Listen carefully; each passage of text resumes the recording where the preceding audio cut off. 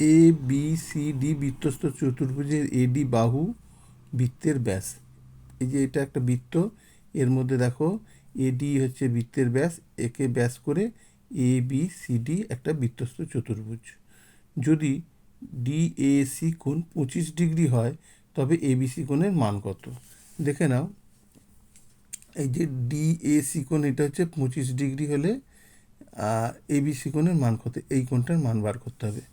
এই জন্য লিখেছি ডিএসি কোণ 25 ডিগ্রি হলে এবিসি কোণের মান কত।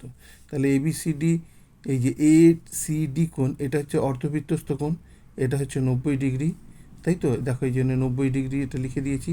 আর এইটা 25 ডিগ্রি লেখা দেওয়া আছে, তাহলে আমরা এডিসি কোণ কী করে পাবো না, 180 থেকে এই 90 প্লাস 25 বাদ দিয়ে দিতে হবে। দেখো এডিসি কোণ আমরা পাচ্ছি এই যে 180 বিযুক্ত 90 প্লাস 25, এখান থেকে আমরা 65 ডিগ্রি পেয়ে গেলাম।